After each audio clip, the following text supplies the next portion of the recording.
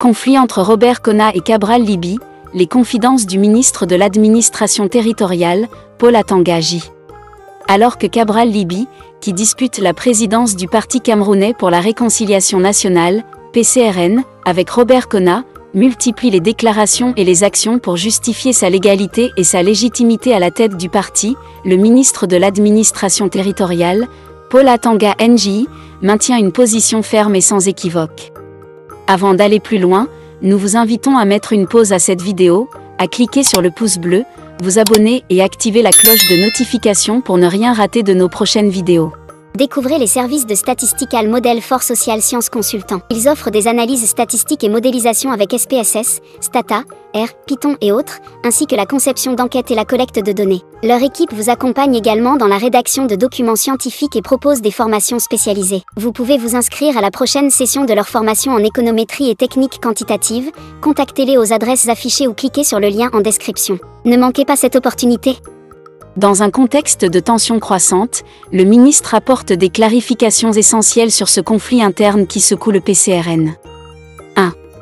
Absence de notification d'une décision de justice en faveur de Cabral Libby.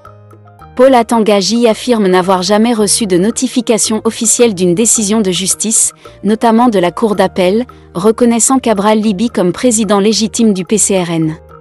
Cette absence de notification officielle renforce, selon lui, la position de Robert Conat, actuellement reconnu par les instances administratives comme le dirigeant du parti. 2. Appel à une résolution judiciaire du conflit. Le ministre souligne que si Cabral Libby estime que Robert Conat usurpe la position de président du PCRN, la voie légale reste ouverte. Il invite Cabral Libby à saisir les tribunaux pour trancher définitivement ce différend.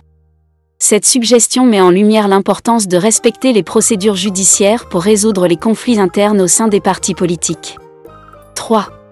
Aucune décision de justice en faveur de Cabral Libby. Paul Atanga J insiste sur le fait qu'aucune décision de justice n'a jamais officiellement conféré à Cabral Libby le statut de président du PCRN. De plus, il rappelle que depuis l'annulation du congrès de Kribi, qui avait initialement porté Cabral Libby à la tête du parti, son mandat est considéré comme forclos. Cette annulation a créé un vide juridique que Robert Conat a comblé en étant élu lors d'un autre congrès. 4. La légitimité de Robert Conat renforcée par le congrès de KL. Le ministre rappelle que Robert Conat a été élu président du PCRN lors du congrès de KL, un événement qui n'a jamais été annulé ou contesté par une décision de justice. De plus, le camp de Cabral Libby n'a pas formellement contesté ce congrès, ce qui renforce, selon Paul Atanga J, la légitimité de Robert Conat à la tête du parti. Une guerre loin d'être terminée. Malgré les clarifications apportées par le ministre, la guerre entre les deux camps semble loin de s'apaiser. D'un côté, Cabral Libby continue de revendiquer sa légitimité et de mobiliser ses soutiens pour faire valoir ses droits. De l'autre, Paul Atanga J reste déterminé à soutenir Robert Conat, considéré comme le président légitime du PCRN par les autorités administratives. Ce conflit, qui divise le PCRN, pourrait avoir des répercussions sur la stabilité du parti et son avenir politique. En attendant une éventuelle résolution judiciaire ou politique, les tensions persistent, et l'issue de cette bataille interne reste incertaine.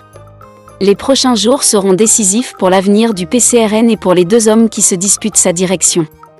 Découvrez les services de Statistical Model for Social Science Consultant. Ils offrent des analyses statistiques et modélisation avec SPSS, Stata, R, Python et autres, ainsi que la conception d'enquêtes et la collecte de données. Leur équipe vous accompagne également dans la rédaction de documents scientifiques et propose des formations spécialisées. Vous pouvez vous inscrire à la prochaine session de leur formation en économétrie et techniques quantitatives. Contactez-les aux adresses affichées ou cliquez sur le lien en description. Ne manquez pas cette opportunité.